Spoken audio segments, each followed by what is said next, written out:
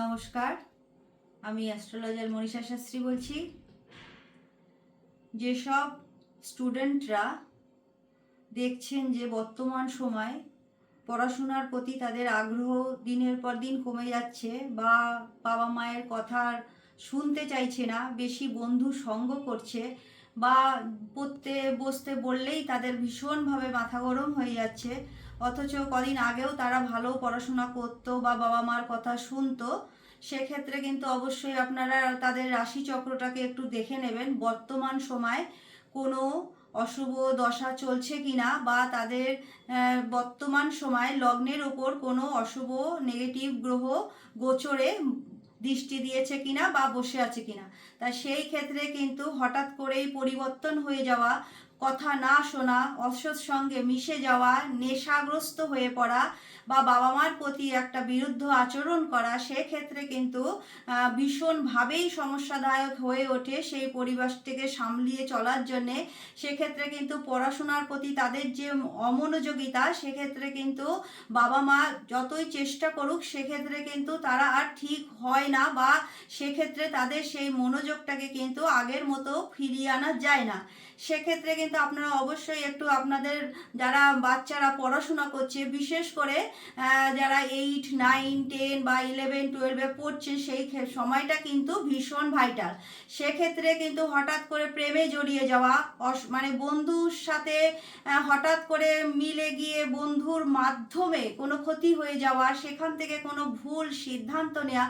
রাশিচক্রটাকে অবশ্যই দেখে নেবেন বর্তমানে দশাটা কি চলছে, তারপরেও চতুর্থ ঘর আর পঞ্চম ঘর আর নবম ঘর রাশিচক্র লগ্ন সাপেক্ষে কি অবস্থায় আছে। যদি বুধ গ্রহটা দগ্ধ থাকে বা বক্রি অবস্থায় থাকে বা অশুভ নক্ষত্র থাকে, সেক্ষেত্রে কিন্তু ভুল ডিসিশন টানবেই। আর তারপরেও চতুর্থ ঘরটা দেখে নিতে হবে, সেখানেও যদি রাহু, শনি বা অশুভ কোনো গ্রহ থাকে, বা সেখানে যদি কোনো পাপ পীড়িত মানে গ্রহ নক্ষত্র অশুভ হয়ে যায়, সেখানেও কিন্তু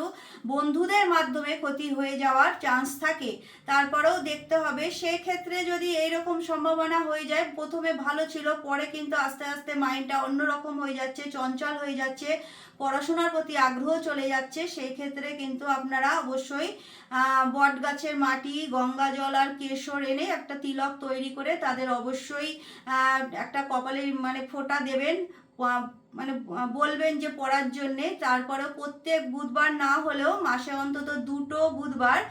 আপনারা 5টা কাঁচা পেয়ারা নিয়ে যে কোনো ধর্মস্থানে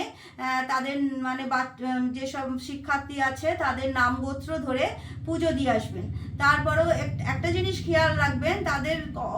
কোনো মতেই যেন উত্তর পশ্চিম বা দক্ষিণ পশ্চিম কর্নারেও পড়তে বসতে দেবেন না, কারণ এখানে বসলে কিন্তু মনোসংযোগ নষ্ট হয়, পড়াশোনার প্রতি আগ্রহটা চলে যায়, মানে সেক্ষেত্রে কিন্তু তাদের মধ্যে একটা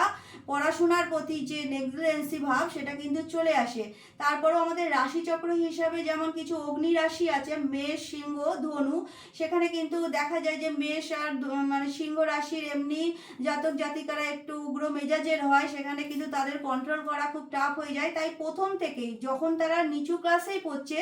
সেই সময় থেকেই যদি আপনারা তাদের রাশিচক্রটাকে সঠিকভাবে